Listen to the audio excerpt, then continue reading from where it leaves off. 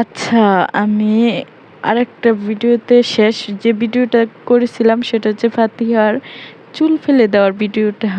তো তাকে এক্কেবারে টাকু করি নাই, কিছু চুল রয়ে গেছে। মাথার অবস্থা খুবই খারাপ হয়ে গেছিলো। এখন 2-3 দিন ধরে ঠান্ডা পড়ছে, তো অনেকটা ঠিক হয়ে গেছে। তো কপাল টপাল অনেক হয়ে গেছে, এই জন্য তাকে একটু অন্যরকমই লাগতেছে। হ্যালো এভরিওয়ান, আসসালামু আলাইকুম।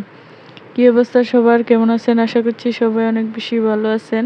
আমি আল্লাহর রহমতে ভালো আছি। তো আজকে চলে যাইতেছি তার 5 নাম্বার ভ্যাকসিনটা দেওয়ার জন্য। আর অনেকেই জানেনি, আর যারা নতুন দেখতেছেন এই ভিডিওটা তাদের জন্য বলে রাখি, বিলের আঁচড় দেওয়ার জন্য ফাতিহাকে ভ্যাকসিন দেওয়া লাগছে। তো আজকে 5ম ভ্যাকসিন, তো এটাই শেষ। আর অবশ্যই বাচ্চাদেরকে বিড়াল থেকে, বাচ্চা না সবাই বিড়াল থেকে দূরে থাকবেন। বিড়ালের আঁচড় দিলে যে এত বড় সমস্যার সম্মুখীন হয়ে সেটা আমি আগে জানতাম না।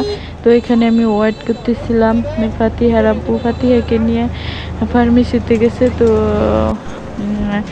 ভ্যাকসিনটা কেনার জন্য। তো আমরা এখন উপজেলা স্বাস্থ্য কমপ্লেক্সে চলে যাব তাকে ভ্যাকসিনটা দেওয়ার জন্য। তো প্রত্যেকটা ভ্যাকসিন নেওয়ারই রিয়াকশন আমি আপনাদের সাথে শেয়ার করেছি। তো ভাবলাম যে শেষেরটা কেন নয় শেয়ার করব না।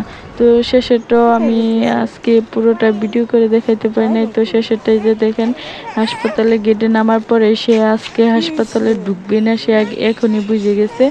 তো আস্তে আস্তে একটু একটু বুঝতে বুঝতে 5 হবে।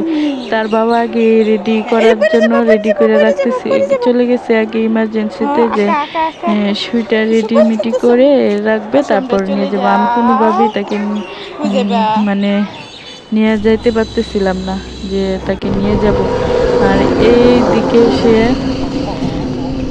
তারপরে কি হয়েছে সেটাই বলি ভিডিওতে। আমি এইদিকে তাকে নিয়ে জোর করে নিয়ে যাওয়ার, মানে জোর করে কোনো রকমে নিয়ে গিয়ে 2 হাতে ধরে, কোনো সময় দেই নাই, জোর করে দিয়ে ভ্যাকসিনটা দেওয়া হয়ে গেছে। তো অনেক কান্নাকাটি করছে, সেটা আজকে আপনাদের সাথে দেখাইতে পারি নাই।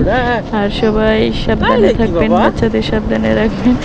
আর এদিকে ফাতিহাকে কি খাওয়াইতেছে সেটা দেখে থাকলে অবশ্যই কমেন্ট করে জানাবেন।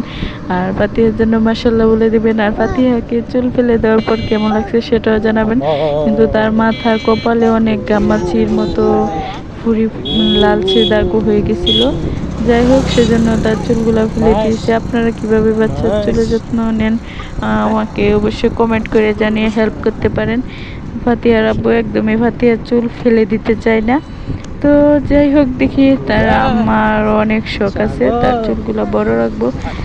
সব কিছু যদি ঠিকঠাক থাকে, তো আমরা পরে কোথায় ঘুরতে গেছি সেটা একটা নেক্সট ভিডিওতে অবশ্যই শেয়ার করব।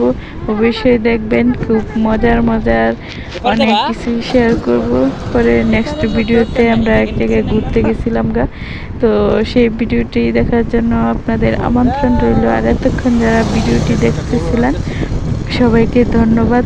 সবাই ভালো থাকবেন, সুস্থ থাকবেন। খোদা হাফেজ।